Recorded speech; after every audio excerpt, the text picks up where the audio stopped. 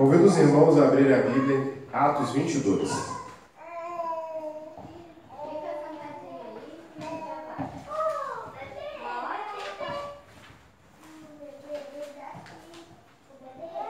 Antes de nós lermos o texto, eu queria fazer...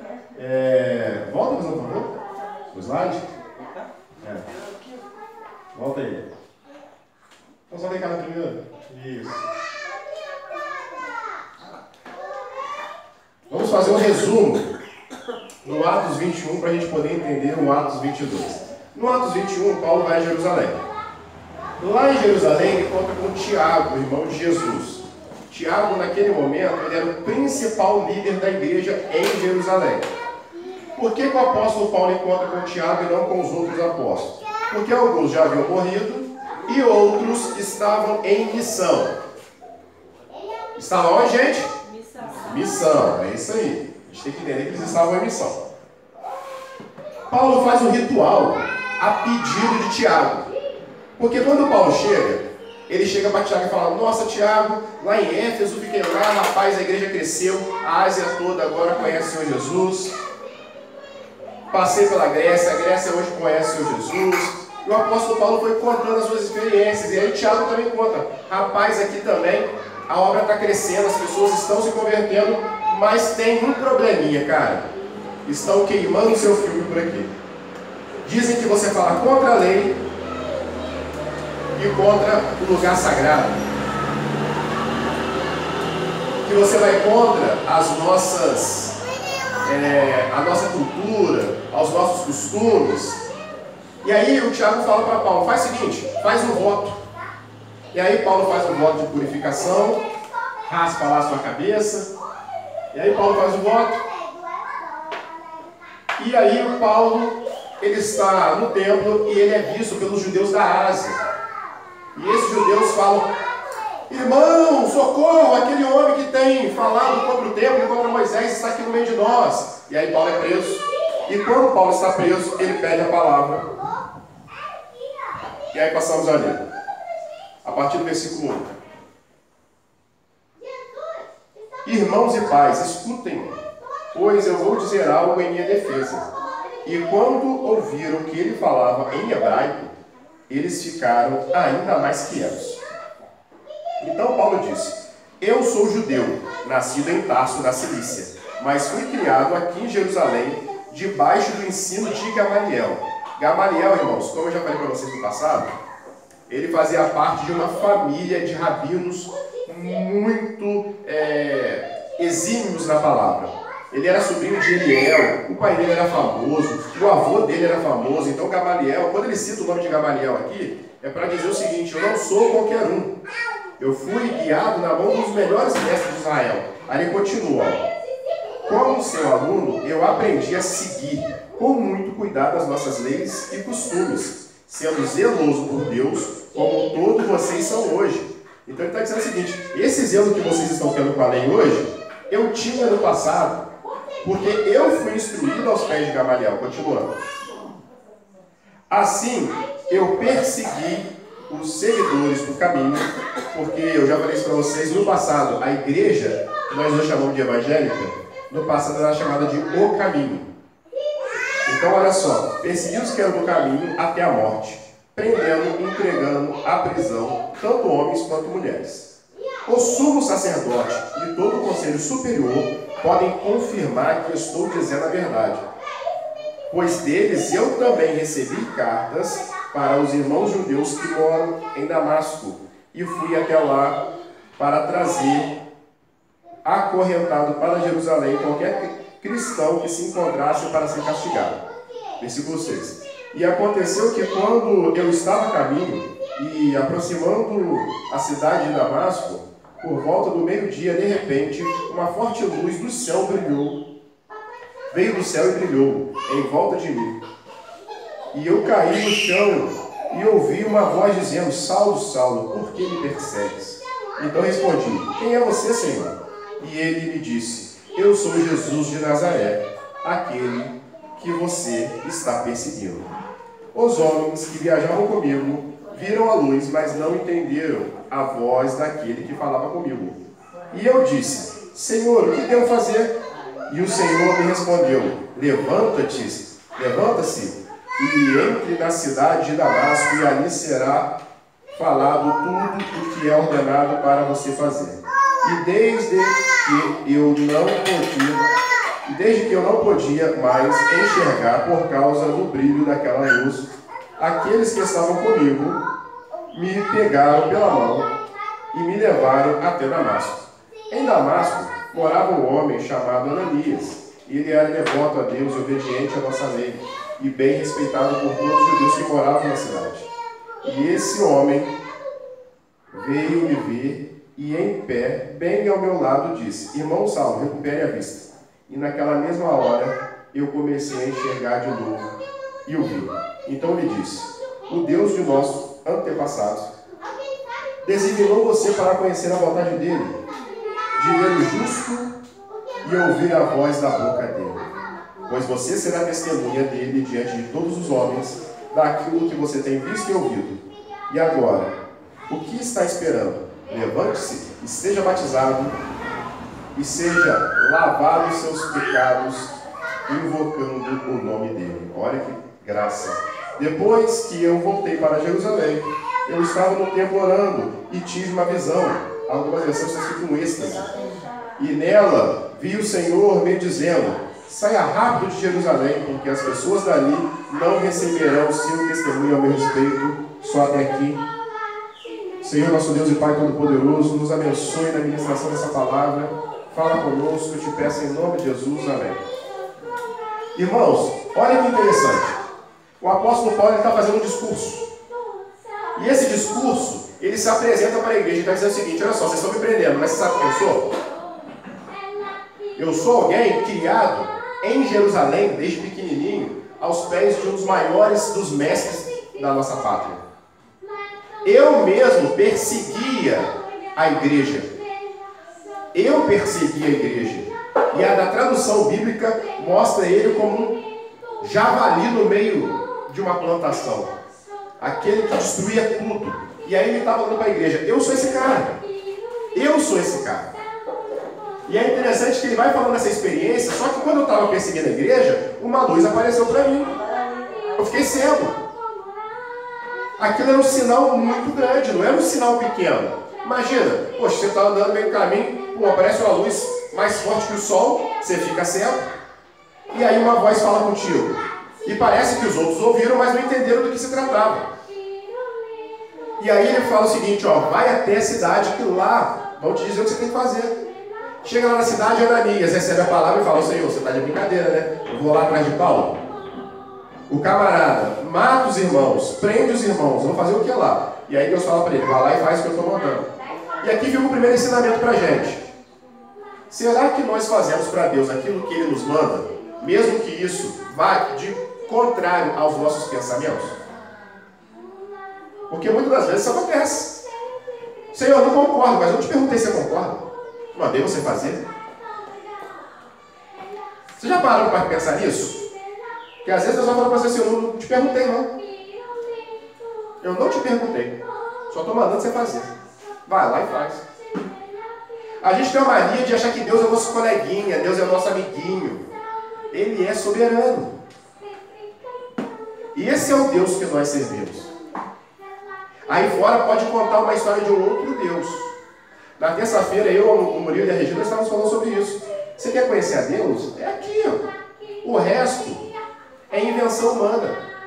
O que você precisa saber sobre Deus, ou seja, aquilo que Ele quis revelar de si mesmo, está aqui, ó.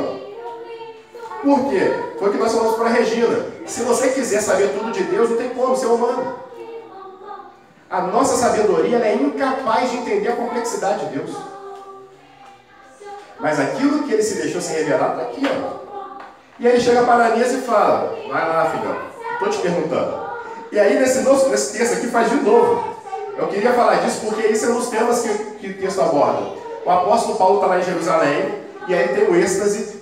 A gente não leu, porque senão vai ficar muito longa a leitura. Mas o apóstolo Paulo fala assim, não, Senhor, pô, eu vou ficar aqui em Jerusalém. Ele fala assim, não, filho, você não vai ficar aí, você não está entendendo. O povo não vai aceitar seu testemunho aí, cara. Não, Senhor, mas eu quero, sabe por quê, pai? Eu sou um traficante aqui, ó. Todo mundo vai dar glória a Deus porque o traficante se converteu. Não, Senhor, eu sou aquele cara que era o assassino. Deus falou assim, não, filho, não importa a sua história. Eles não vão aceitar você aí. E faz o seguinte, faz o que eu estou te mandando, porque a gente tem essa mania de querer discutir com Deus. E muitas das vezes, quando a gente quer discutir com Deus, a gente vai quebrar a cara, igual aconteceu com o profeta Jonas. Deus fala para Jonas, Jonas, vai lá e faz. O que Jonas faz? Não vou fazer. Aí o que acontece com Jonas? É engolido por um grande peixe. Fica na barriga do peixe 3 dias lá, ó. Depois ele é cuspido no lugar onde ele deveria ir. Será que nós temos que sofrer para poder fazer a vontade de Deus, como Jonas teve que sofrer? E o pior de tudo, quando você está em desobediência a Deus, as pessoas que estão do seu lado também sofrem. Porque a Bíblia fala que quem estava no barco com Jonas estava sofrendo. Aqueles que estavam no mesmo barco com Jonas não tinham culpa de nada, ninguém ali tinha um pecado para dizer assim, claro que todos somos pecadores, mas um pecado específico para passar por aquilo, eles estavam sofrendo por quê? Porque eles estavam no mesmo barco que Jonas. Então, se a gente for entender o discurso de Paulo, aqui como igreja, trazendo uma interpretação para os nossos dias e pegando alguns ganchos nessa palavra, nós entendemos o seguinte, que muitas das vezes Deus vai dar uma dica para mim, vai dar uma dica para você, e Ele não vai perguntar a sua opinião. Como diria uma amiga minha, é o tal do aceita que dói menos. Entendeu? Que a amiga minha ela usa muito esse ditado. Aceita que dói menos. E aí o que acontece? O apóstolo Paulo está falando da sua experiência de conversão. Irmãos, sabe como que você vai ganhar as pessoas lá fora? Não é acusando elas, não é... É você contando a sua experiência de conversão. Quando você contar para as pessoas lá fora o que Deus fez na sua vida, as pessoas vão dizer assim, eu quero o que Deus está fazendo na vida do fulano. Jesus fala que não se acende uma luz e esconde ela. Sabe o que isso quer dizer? Quer dizer que nós, como igreja, nós temos que estar no local de destaque. E quando eu falo em destaque, eu falo em todas as áreas. As pessoas têm que olhar para nós e falar assim, puxa vida, olha como é que é a família do fulano. Olha como é que é a vida do fulano. Eu quero ser igual ao fulano. A gente conhece um testemunho numa igreja muito bonito, e a gente sabe que esse testemunho é verdadeiro, que o irmão, ele evangelizou o vizinho apenas indo para a igreja. O vizinho se converteu porque o irmão ia para a igreja. Olha que impressionante. Por quê? Porque eles iam para a igreja com tanta alegria. Em vez de, entra nesse carro logo, moleque, você aqui está atrasado. Não, eles iam para a igreja com tanta alegria, com tanto amor, que aquilo incomodava o vizinho. Olha que loucura. O ato de ir para a igreja. Não estou falando aqui dele ficar na cabeça do vizinho lá, não. Mas ele ia com tanto amor. Vamos lá, vamos louvar o Senhor. Hoje é dia, glória a Deus. Vamos para a igreja. Ah, a mulher entra aí. Aí a mulher entra dando aleluia. As crianças entram com júbilo. Aquilo mexia com a cabeça do vizinho. Vizinho, o que deve ter nessa igreja? E um dia o vizinho vai. Quando ele vai, ele também tem uma experiência com Deus, pronto, fica. E aí quando perguntaram a ele, como é que foi sua conversão? Ele, rapaz, foi vendo fulano ir para a igreja. Eu vi o fulano ir para a igreja com a família dele, eu achava aquilo tão bonito. Aquilo me incomodou e eu acabei vindo também, pronto, aí, minha experiência foi essa. Então, quando nós vamos levar o evangelho para as pessoas, nós temos que lembrar que nós levamos a nossa vida primeiro. Porque o apóstolo Paulo não apresenta nada diferente da vida dele. Ele fala, irmãos, eu era esse cara aqui, ó. Eu era esse cara aqui. Mas hoje, eu tive uma experiência com Deus. E é por isso que eu anuncio o caminho. Eu não anuncio o caminho porque me é conveniente, porque eu ganho salário fazendo isso. Eu anuncio o caminho porque um dia o Senhor Jesus entrou na minha história. E nós? Será que Jesus entrou na nossa história de tal maneira que a gente seja capaz de abandonar tudo para servi-lo? No culto da terça-feira nós estávamos falando aqui, para aqueles que são mais antigos da fé, a gente ia para o culto e tinha um monte de irmão de uniforme. Um monte de irmão saía do serviço e ia direto para o culto, sem tomar banho.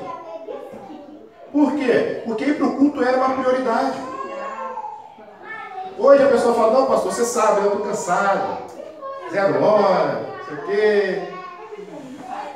Será que essa pessoa realmente teve encontro com Cristo? Será que ele entendeu o que é a igreja? Porque a pessoa acha que a igreja é um clube. onde você se relaciona com pessoas. Não, aqui não é um clube onde você se relaciona com pessoas. Aqui é um local onde você cultua a Deus de forma coletiva. É o seu culto, não importa o culto do irmão. Não importa o culto do irmão, é o seu culto a Deus. É o seu compromisso com Deus. Eu lembro, eu era jovem, vi os irmãos chegando com uniformes da CSN. E olha que saia às 5 horas da tarde, hein? Agarrava o serviço, aí o irmão chegava lá às 7h30 do culto. O irmão não teria justificativa? Não, pastor, pô, sai 7 horas, o culto começa às 7h30, até que eu vá em casa. Não, meu irmão, vou para casa não, ia direto. Então, assim, a gente quer ter um poder do passado, mas a gente não quer fazer o sacrifício do passado. A gente quer ver o poder do passado, mas não quer dar entrega do passado. Vocês estão entendendo, irmãos? E essa revelação no templo nos traz também algo extraordinário, sabe o que é? É que muitas das vezes a gente pensa que a gente está plantando a semente no lugar certo e às vezes a nossa semente está no lugar errado. Deus ele já me revelou que ele tem um lugar para a gente fazer o nosso trabalho no domingo à noite. Só não me falou aonde. Então eu peço que os irmãos orem, que os irmãos busquem a Deus, para que Deus nos dê uma orientação, porque nós somos igreja. Porque senão Deus falava só comigo, mas Deus não fala só comigo, Ele fala com todo mundo. Entendeu? Eu não sou exclusivo. Vocês estão entendendo? Então ore para que Deus mostre, porque Ele tem um outro lugar para nós também. O nosso culto diurno, ele funciona muito bem, porque a maioria das pessoas aqui, elas têm a sua necessidade atendida. Uns porque vão trabalhar cedo na segunda-feira, então não tem um culto à noite, facilita. Outros vão almoçar fora, vão fazer outra coisa, e depois vão ter aquele compromisso de noite dentro do culto. Apesar de que tem igreja que a pessoa vai na escola dominical e ainda vai no culto à noite. Mas não é o nosso caso, não foi essa a visão que Deus nos deu. Deus nos apontou para sermos uma igreja simples. Não há necessidade de ter uma escola dominical se você aprende a palavra no culto. Amém, igreja? Não precisa.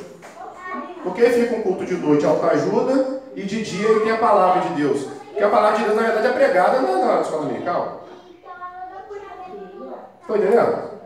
Então, Deus nos deu uma visão diferente. Nós vamos estudar sempre os livros, aprender o que o livro mostra, o que o livro está abordando, o que esse livro conecta com outras histórias.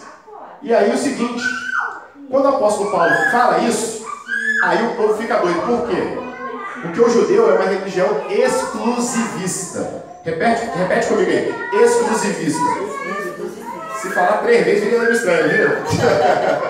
Exclusivista, vira língua estranha. Eles eram exclusivistas. Então quando ele fala que Deus mandou ele para o gentil, aí a galera... Aí pronto. Aí manda prender Paulo. E aí o camarada manda prender Paulo e fala assim, ó, dá uma costa nesse malandro aí e descobre por que ele está sendo preso de verdade. Aí quando o cara vai dar uma costa no Paulo, o Paulo olha para ele e fala assim, meu irmão, deixa eu fazer uma pergunta. Você bate em cidadão romano sem antes de ser julgado? Aí o camarada já pega, o cara é esperto, né? Ele vai no comandante e fala, comandante, você tá maluco? Você vai prender o cidadão romano e vai bater nele? Aí o cara, como assim? Aí o soldado foi esperto, foi malandro, ele jogou a responsabilidade pro chefe. Aí o chefe vai até a Paulo e falou assim, ó, como é que você é romano? Pra mim foi caro, porque realmente era caro. Sei lá, era papo tipo de R$1 milhão, assim, pra você comprar uma cidadania romana, um negócio muito caro. Eu vou fazer a pesquisa e trago pra vocês no próximo curso. Era muito caro se tornar um cidadão romano. E aí ele fala assim, pô, meu irmão, pra mim foi caro. Aí Paulo chega e tira a onda com ele. Eu sou romano desde o nascimento. E aí ele fala o seguinte, então nós vamos fazer o seguinte. Nós vamos te levar para o Sinédrio, e aí Paulo vai ser levado para o Sinédrio, e lá é as cenas do próximo capítulo. Mas vamos agora pensar numa perspectiva, para a gente poder encerrar a palavra, de que muitas das vezes, irmãos, imagine uma cidade grande, imagine um homem em cima do prédio, imagine você em cima de um prédio grande, e aí você vê uma obra na estrada. Você está lá em cima. Aí você vê o primeiro carro chegando, você, rapaz, podia ter pegado ali a esquina ali, virado. Aí daqui a pouco chegou do carro, você... Sabe, assim, aquela vontade sua de chegar para os caras e falar assim, mano, não vai por aí. Aí daqui a pouco vai formando aquele ponto de choramento. Só que desse congestionamento não dá para o cara pegar a via, porque agora já fechou tudo. Não dá mais para o cara pegar a via para poder sair. E aí vai formando, vai formando, vai formando, vai formando. Sabe por que isso acontece? Porque a nossa visão, ela está muito aqui, ó, ela é limitada. Poucas pessoas têm a capacidade de ter uma visão panorâmica. E mesmo quando a nossa visão é panorâmica, ou seja, quando nós vemos aqui, ó, os nossos 180 graus, e se você virar de costa, você acaba vendo 360, você ainda não consegue ver o todo.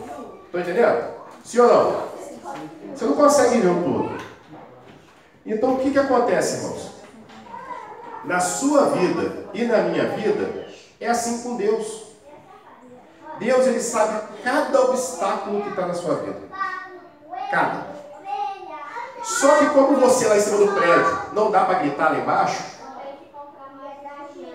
você não tem como avisar.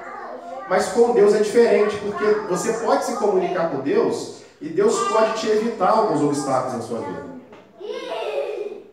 O apóstolo Paulo, ele foi revelado, filho, aí você vai, tipo assim, você vai trabalhar para mim, você vai pregar a palavra de Deus, mas você não vai ter resultado. Estão entendendo? Às vezes, irmão, nós fazemos a coisa certa, mas no lugar errado, na hora errada. Estão entendendo? Então pode fazer a coisa errada, a coisa certa. Ele ia pregar a palavra de Deus, ele ia viver uma vida com Deus, mas o resultado dele não viria. Mas como ele ouviu a palavra de Deus, ele foi para os gentios, e hoje nós estamos aqui, ó, falando da palavra de Deus. Porque ele ouviu a voz do Mestre. Então, irmãos, esse é o resultado que a gente tem. Toda vez que você tiver uma decisão difícil, lembre dessa historinha do homem em cima do prédio, vendo tudo engarrafado.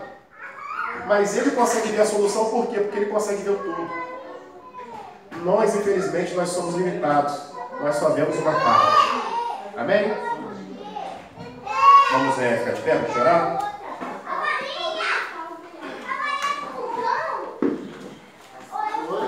Dá um stop aqui, Simone, por favor.